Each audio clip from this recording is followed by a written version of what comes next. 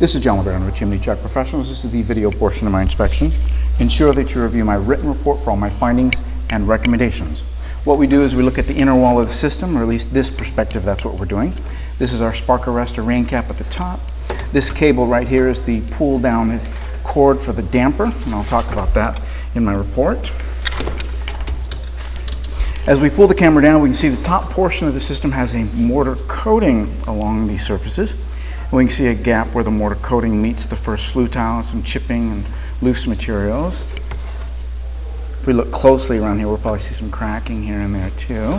This is probably at or maybe just above the roof line, right where we are here. And then this part here is above the roof line. This is a clay liner, so this part does not have a clay liner.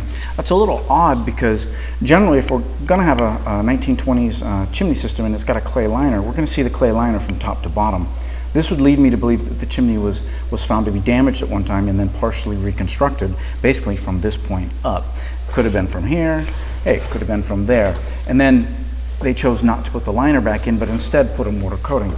This is guesswork. I do not know that that's what happened, but that is what I am guessing occurred.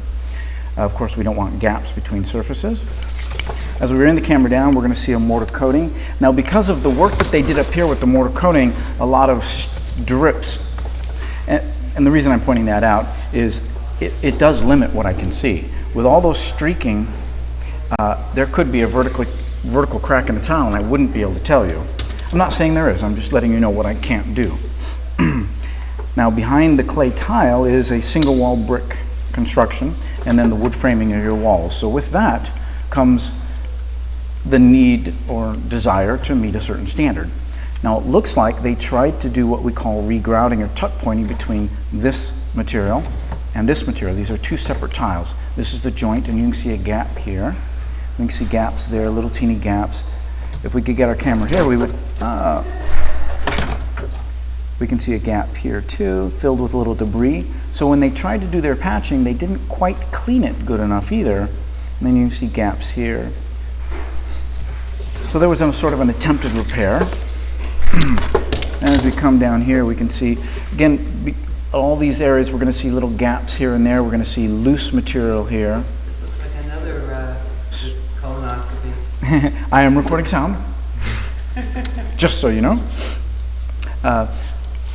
And then as we continue bringing the camera down, we'll see the next joint similar. By the way, he shows this to everybody. Oh, yeah. Actually, this is the last tile.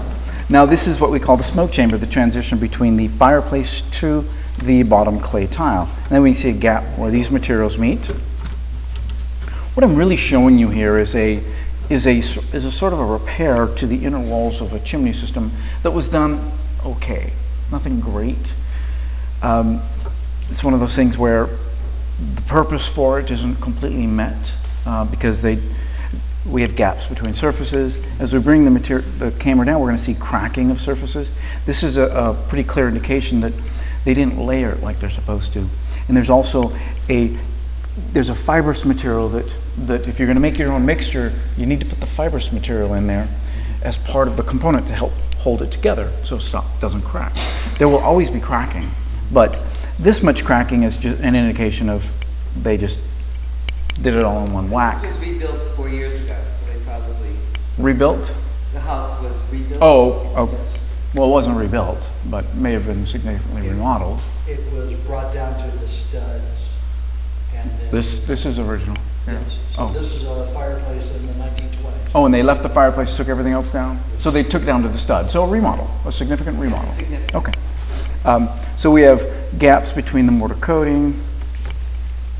Do they have any repeat receipts for the chimney? Did they do any permit, any? Okay. They bought it from the developer, from the remodeler. And they didn't, okay, sounds good. Who would know to ask for that? I would. I know.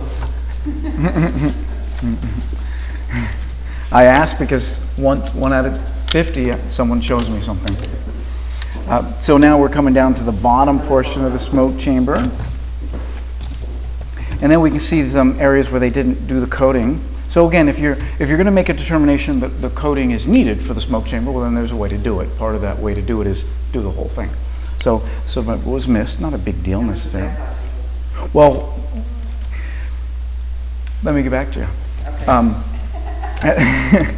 So this is the top of the back wall. Now, interesting, this right here was, I have no idea why.